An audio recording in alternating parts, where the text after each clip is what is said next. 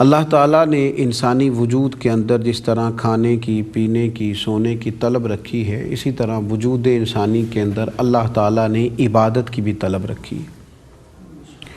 جس طرح انسانی وجود آرام کرنا چاہتا ہے، اسی طرح انسان کی روح مطالبہ کرتی ہے کہ وہ اللہ کی بارگاہ میں جھکے۔ آپ تاریخ انسانیت کا مطالعہ کریں، آپ کو یہ تو ملے گا کہ لوگ بتوں کے سامنے معاذ اللہ جھکتے رہے، درختوں کی پوجا کرتے رہے، پتھروں، پہاڑوں، چاند اور سورج کو معاذ اللہ معبود جانتے رہے، لیکن ایسا نہیں ہوا کہ انسان ہو پھر وہ کسی کے سامنے جھکے نہ۔ اس کی روح میں طلب ہے، وہ کہیں جھکتا ہے۔ اللہ تعالیٰ نے ہمیں قرآن مجید کے اندر ارشاد فرمایا کہ یا ایھا الناس اعبدوا ربکم الذی خلقکم، اے لوگو اپنے رب کی عبادت کرو جس نے تمہیں پیدا کیا ہے، والذین من قبلکم، اور ان لوگوں کو پیدا کیا جو تم سے پہلے تھے۔ تمہیں عبادت کا فائدہ یہ ہوگا کہ لعلکم تتقون، تم پرہیزگار بن جاؤ گے۔ اپنے رب کی عبادت کرو، اس کی بارگاہ میں جھکو۔ عبادت کا بڑا وسیع مفہوم ہے دین اسلام کے اندر، اس کے حلال بھی عبادت ہے،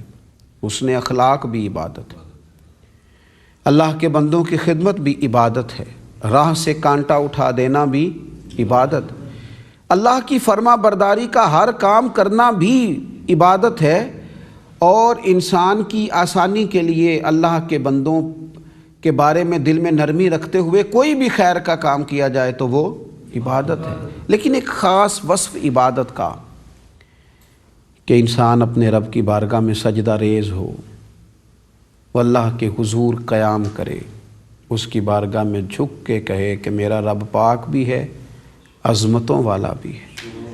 وہ اس کی بارگاہ میں یوں بیٹھے کہ اس نے اپنے حالت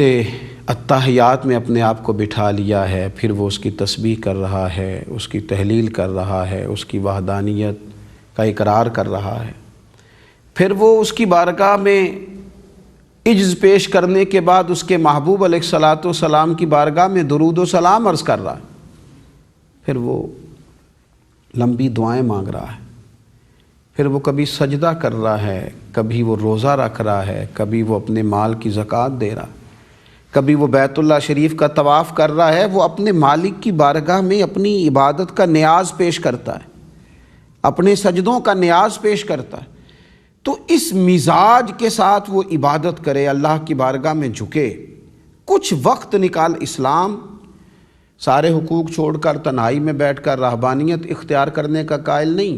لیکن کچھ ٹائم نکال کر اپنے رب کی بارگاہ میں جھکنا، کبھی اشراق چاشت کے نفل پڑھنا، کبھی اوابین کی نماز پڑھنا، کبھی تہجد کے لیے اٹھنا، یہ اگر ذوق زندگی میں بن جائے نا عبادت الہی کا، تو اس سے جو انسانی روح ترقی پذیر ہوتی ہے، جو اسے فائدہ نصیب ہوتا ہے کہ وہ جو بہت ساری بے چینی ہے، بہت ساری بے قراری ہے اور بہت ساری طلب ہے وجود کی، اسے بندہ پورا ہوتا، اسے محسوس ہوتا ہے۔ رسول کریم علیہ الصلاۃ والسلام نے ساری مصروفیات کے باوجود عبادت کرنے والے لوگوں کی حوصلہ افزائی فرمائی۔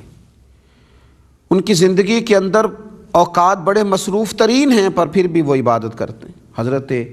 عقبہ بن عامر رضی اللہ تعالیٰ عنہ سے مروی ہے کہ رسول اللہ صلی اللہ تعالیٰ علیہ وسلم فرماتے ہیں کہ اللہ تبارک و تعالیٰ اس شخص پر تعجب فرماتا ہے کہ جو کسی پہاڑ کی چوٹی پر بکریاں چراتا ہے لیکن نماز کو، عبادت کو ترک نہیں کرتا۔ وہ دور ہے شہروں سے، آبادیوں سے، بستیوں سے دور ہے، بکریاں چراتا ہے، پر اپنے رب کی یاد کو ترک نہیں کرتا۔ وہ نماز کے لیے آذان کہتا ہے، نماز پڑھتا ہے، تو اللہ تعالیٰ فرماتا ہے فرشتوں سے میرے اس بندے کو ذرا دیکھو، ذرا اس کی زیارت کرو۔ فرمایا یہ آذان دیتا ہے، خود ہی نماز پڑھتا ہے اور مجھ سے ڈرتا ہے، اور فرمایا گواہ ہو جاؤ میں نے اس بندے کو بخش بھی دیا ہے اور جنت میں داخل کرنے کا فیصلہ بھی کر دیا ہے۔ اگرچہ بڑی مصروفیات تھیں، اگرچہ یہ آبادی سے دور تھا، اگرچہ وہ سہولیات نہیں تھیں، لیکن اس نے نماز کو، عبادت کو ترک نہیں کی۔ آج کتنی آسانیاں ہیں، آپ روڈ پہ چلے جائیں، کسی پیٹرول پمپ پر آپ بریک لگائیں، کسی جگہ آپ کھڑے ہوں، نماز پڑھنے کے لیے آسانیاں موجود ہیں، گنجائشیں موجود ہیں، شرط یہ ہے کہ دل کے اندر وہ لگن ہو، اپنے رب کریم کی بارگاہ کے اندر سجدے کرنے کا وہ ذوق ہو۔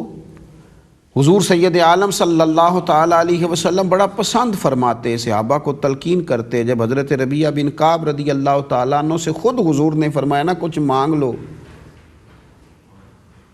تو انہوں نے عرض کی یا رسول اللہ مجھے جنت میں آپ کا پڑوس چاہیے۔ سبحان اللہ، کتنی بڑی بات تھی، کتنی بڑی جگہ پہنچ گئی، کیا محبوب و محب کی گفتگو تھی، نتیجہ کتنا معنی خیز برآمد ہوا۔ حضور جنت بھی چاہیے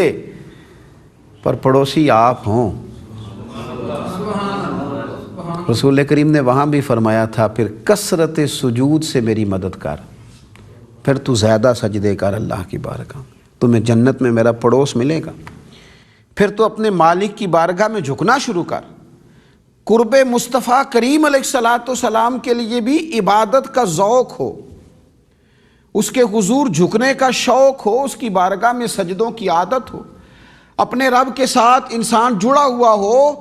وہ بار بار اس کی تسبیح پڑھے، بار بار اس کی بارگاہ میں جھکے، بار بار اپنے رب کے لیے اپنے رب کی بارگاہ میں استغفار پڑھے، کبھی اللہ اکبر، کبھی سبحان اللہ، کبھی الحمدللہ، کبھی لا الہ الا اللہ، کبھی سبحان اللہ و بحمدہ سبحان اللہ العظیم، کبھی وہ کہہ رہا ہو لا حول ولا قوت الا باللہ العلی العظیم، کبھی کہتا واستغفر اللہ ربی من کل ذنب واتوب الیہ۔ وہ بار بار تسبیحات پڑھتا ہو، سجدہ کرتا ہو، دعائیں مانگتا ہو، اس کے دل کے اندر عبادت کے لیے ذوق ہو، اللہ بڑا راضی ہوتا ہے اس سے۔ محبوب کریم علیہ السلام بڑے راضی ہوتے ہیں۔ بڑا شروع سے یہ کام کرنے کا کہا، فرمایا بچہ 7 سال کا ہو تو نماز پڑھنے ساتھ لے جانا، 10 سال کا ہو تو سختی کر کے بھی نماز پڑھانی پڑی تو اسے پڑھوانا، لیکن یہ نماز کا یہ ذوق، یہ درد، یہ اولادوں سے ختم نہ ہونے دینا۔